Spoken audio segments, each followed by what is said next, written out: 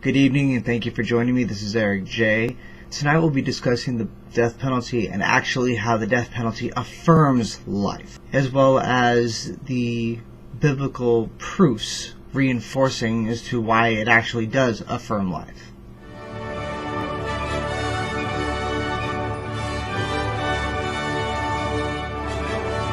Don't forget, make sure you remember to hit that subscribe button so you don't miss out whenever I upload a new video. Also, for those fans of Ron Paul, go ahead and look below in the description box for a link to his homeschool curriculum. Like I said, we'll be discussing the death penalty. Now, why would I say the death penalty affirms life? Most people think of it as, whenever you look at the death penalty, well, of course the death penalty would affirm death, not life. It's removing life from the equation. So, first of all, to figure out how the death penalty affirms life, affirms the high value of life, we're going to look at the Bible, specifically Genesis 9:6. Whoever sheds man's blood, by his blood shall be shed, for in the image of God he made man. Now just think about that. God, the creator of the universe, the ultimate, pure, divine entity, the embodiment of holiness, the embodiment of love, made us in his image by his own word. So the way we look, man and woman, we are created by him in his image to reflect, ultimately, his holiness, his divinity, his virtue, his love. That level of extremely high value, because you can't get higher value than God. We are made to reflect his image. So that extremely level of high value is put into us by God. And by his command, anyone who sheds our blood, anyone who sheds man's blood, then his blood will be shed as compensation for that violation of the life which was created by God. That other atrocity of destruction of life which God created. It's almost a level of blasphemy for man to take the life of another man, because he's elevating himself up to the level of God, deciding in the place of God to take that life which only God has any right or authority to take, because he's the one who created us. But who on earth is called by God to carry out this extremely high penalty, this death penalty? It is the government, what the Bible calls the civil magistrate. It is evidenced by these verses from Romans 13. Let every soul be subject to the governing authorities, for there is no authority except from God, and the authorities that exist are appointed by God. Therefore, whoever resists the authority resists the ordinance of God, and those who resist will bring judgment upon themselves. For rulers are not a terror to good works, but to evil.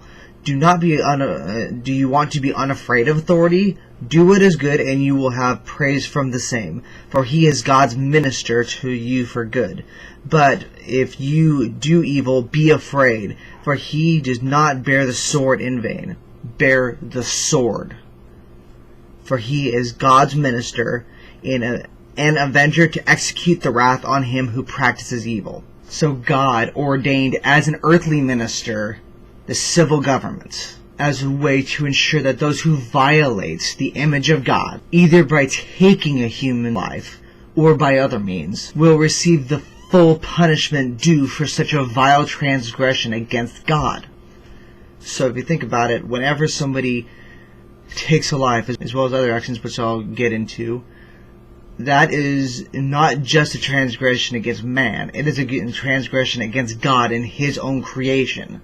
For those of you who would wish to know more about the role of government and economics from a biblical perspective, go and look below at the link for the Institute for Principal Studies.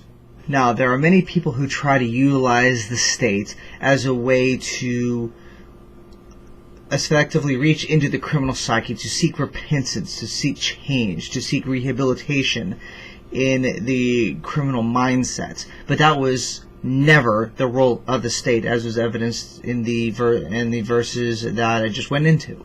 The role of the government was always to implement laws based off of this standard, and then to punish to the greatest possible extent of the consequences of the law to ensure the far reduced chance of infractions of that law due to the level of consequence that those people who would be violators of that law would have to undergo. Really, the role of the state is to enforce punishments against people who has shown that they place little to no value on human life. This life which God placed at such a high value, and placed the desires for their own life far above the value of other people, simply due to personal desire or whatever happens to be wrong with them. Now, what actual punishments are worthy of death by command of God? Well, like I referenced before, those who destroy the image of God, those who kill another person. Now, that's not to say that God does not also allow for a measure of self-defense, but I'll get into self-defense in another video.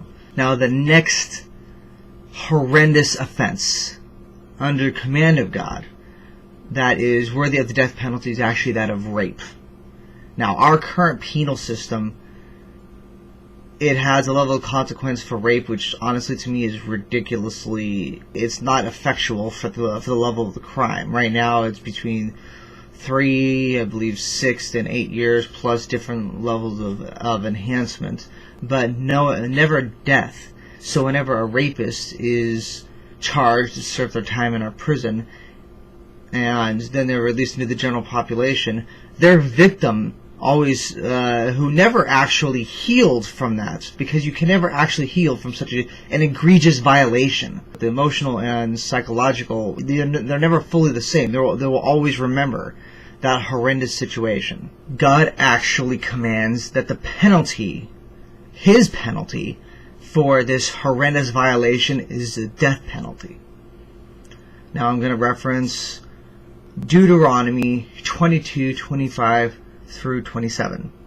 But if a man finds a betrothed young woman on the countryside, and the man forces her and lies with her, then only the man who lay with her shall die. The man who lay with her shall die. But you shall do nothing to the young woman. There is in the young woman no sin deserving of death. For just as when a man rises against his neighbor and kills him, even so is this matter. For he found her in the countryside, and the betrothed young woman cried out, but there was no one to save her. And for the article relevant to this, I'll put it below so you can reference that. Obviously there's the Bible verse, but there's also like a series of articles related to specifically rape and the biblical references to rape. But just reinforcing it, God himself, as you just heard, commands death for any man who rapes, who sexually violates a young woman. Now, it's a sad admission, but laws in California seem to try to seek an equilibrium the value, saying all life is equal, but that's really placing the value of the life of the criminal at an equal level as the value of the life of the victim, when in reality, the criminal himself placed no such equilibrium of value. The criminal himself placed the value of his life, his desires, or her desires, above that of their victim. They decided that the value of the life of the person that they decided to attack, murder, rape, whatever, was worth almost nothing. So, and in so doing, they decided to attack them, to force themselves on them, and unfortunately, California law, they see life, but not that counterbalance. And so, therefore, the consequence of the laws don't equal the egregiousness, the atrociousness of the crime. And that really should change. And the biblical model for this, I would say, is far better, because it's providing for a much stronger, more effective penalty for the level of gruesomeness of these crimes. Now, biblically, there's also the requirement of women who were victims of rape, and they have relatively easy access to get help, to immediately ask for that help. Otherwise, it starts calling into question if the sexual act was actually consensual. But obviously, that's a very complicated subject, and I'll get into that in another video. Another interesting fact, and I wasn't even aware of this before until I actually started studying this, the Bible actually provides a death penalty for those who commit kidnapping. Yes, whenever you violate the liberties, the freedoms of another individual, God himself calls for a penalty of death for the person who does the kidnapping. Now, there are two immediate references for this. There's Exodus 21:16, which is anyone who kidnaps another and either sells him or still has him when he is caught must be put to death. And Deuteronomy 24:7, if a man is caught kidnapping one of his brother Israelites and treats him as a slave or sells him, the kidnapper must die. You must purge the evil from among you. Now, this just reinforces the fact that God places a high level of importance to individual liberty. The idea of restraining another individual from their own liberties without cause is such a violation in God's eyes that he calls for death against the individual. And that's something you to think about in many other circumstances. Now, the California law for this penalty is, again, severely reduced. I'm going to be linking what I'm about to read, but really it is simple kidnapping is a felony, subjecting you up to 8 years in a California state prison. Aggravated kidnapping, also a felony, also carries a sentence of 5 years to life, depending on the facts of the case. And because kidnapping is a strike under California's 3 strikes law, you must serve at least 85% of your sentence before you are eligible for release. Now, like I said, this is California law I'm referencing, but in this law, it's reinforcing the fact that California is trying to, like I said, seek an equilibrium. They want to punish the person for what they did, but they don't want to go so far as to seek the death penalty. And ultimately, the death penalty is what the Bible calls for cases of kidnapping. Now, finally, there's actually an indirect crime, which can possibly also result in the death penalty, and that is bearing false witness, which is lying. Now, this is pulling from Deuteronomy 19. And the judges shall make careful inquiry, indeed, if the witness is a false witness, who has testified falsely against his brother, then you shall do to him as he thought to have done to his brother. So you shall put away the evil from among you, and those who remain shall hear and fear. Hereafter they shall not again commit any such evil among you. Your eyes shall not pity, life shall be for life, eye for eye, tooth for tooth, hand for hand, foot for foot. Now, this tells the level of importance that God places on integrity, on honesty. If you bear false witness, if you lie about somebody else, now in our society, lying does not bear anywhere near this level of penalty. People say, well, if there is this level of penalty, people will not come forward and witness. Well, no, people just won't lie. And ultimately speaking, you don't want witnesses to come forward who are ultimately going to be lying for the sake of whatever incentive they happen to find in it. You want people to come forward who only bear truth. If they're being found in a lie, they would bear the same penalty of the person that would have received whatever consequence that person is lying about them about. Now, why did I say that this could result in an indirect death penalty? If you think about it, the death penalty, if a person, say, falsely accuses somebody of rape, now biblically, rape would require death penalty.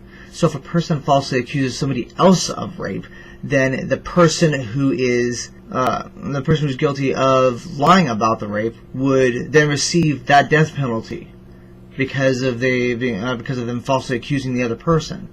If a person falsely accuses somebody else of murdering somebody or kidnapping, same deal.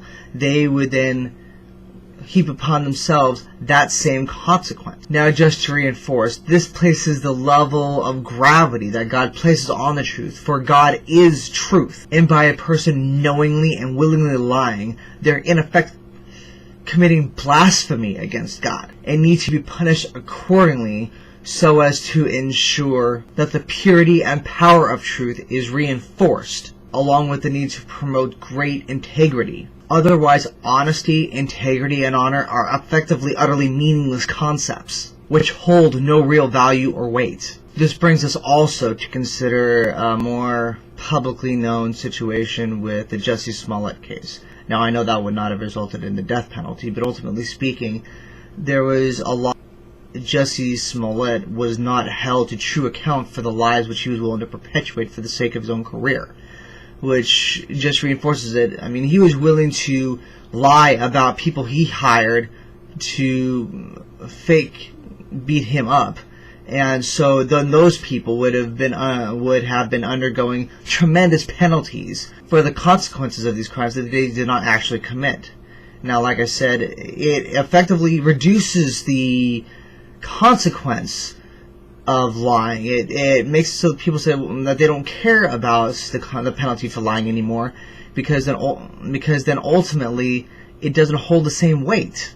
Now, more in line with the topic, if a person falsely accused another person, say, of rape, kidnapping, or murder, that person, once they were found to be falsely making an accusation, would be judged with the penalty of death, to reinforce for society the overall need to be truthful and reinforce the gravity of the crimes of falsely accusing another person. Now, unfortunately, there are those people in society who try to claim their Christian faith to say that the death penalty itself is bad. But obviously, as I just stated, biblically speaking, God himself commanded the death penalty as his desired consequence for certain crimes, and the need to reinforce it. So those people who say, well, I'm a Christian and I don't believe in all that kind of stuff, should really look back in their Bible, reference these verses, and realize exactly where they're founding their belief and their faith upon, so they do not risk accidentally walking in hypocrisy. Thank you for joining me.